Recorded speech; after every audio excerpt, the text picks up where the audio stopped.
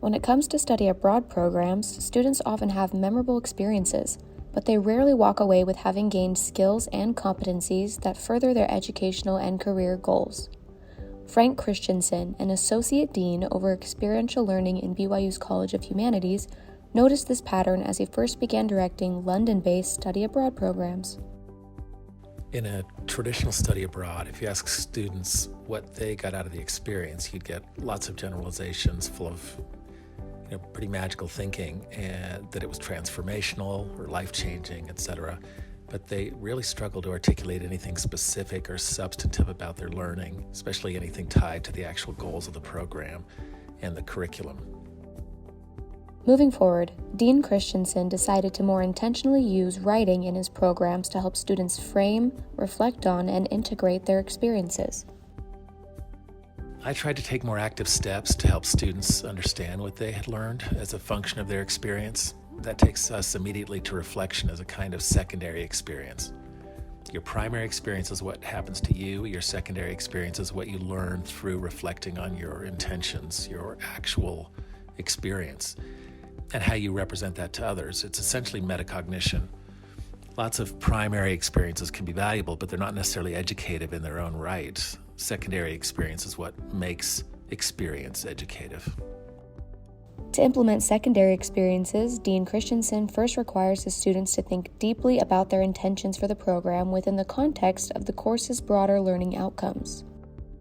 In my programs, I emphasize an engaged approach to learning outcomes by having students write their own outcomes in addition to the standard outcomes for the course, so they have very specific intentions for their experience. Then as they engage with sites of learning and integrate the curriculum with their experiences, they're in a better position to reflect substantively on their learning. Dean Christianson then assigns an array of reflective writing assignments, often as simple as a free write after attending a play or visiting a historic site.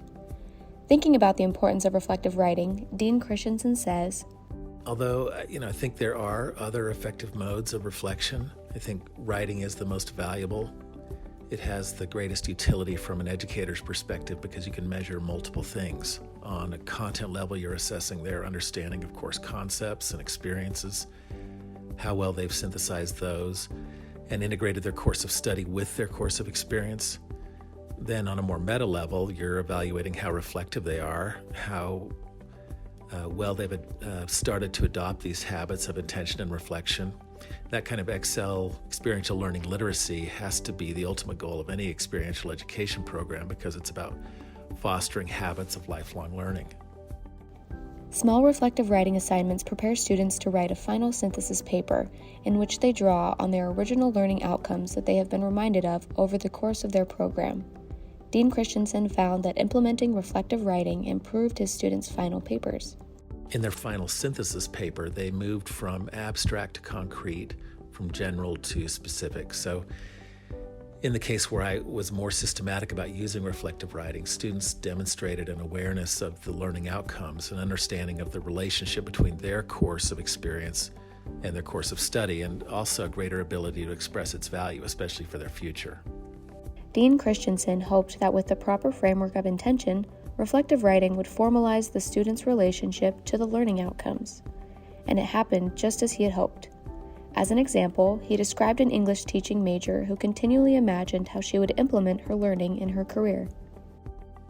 As part of the course expectations, she had written a supplemental learning outcome associated with her future profession, teaching high school English.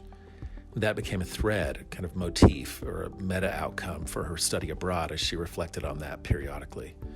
In the end, she was able to write a very professional account of her experience and how she would be able to incorporate what she'd learned and what she'd done on this program in her future teaching practices. In conclusion, Dean Christianson found that writing is the most substantive, most refined, and most formal approach to reflection. It's also, and this is key for him, the most measurable. Students need to know how to write reflectively, write experientially, and they need to do it in a way that educators can understand what they've gained.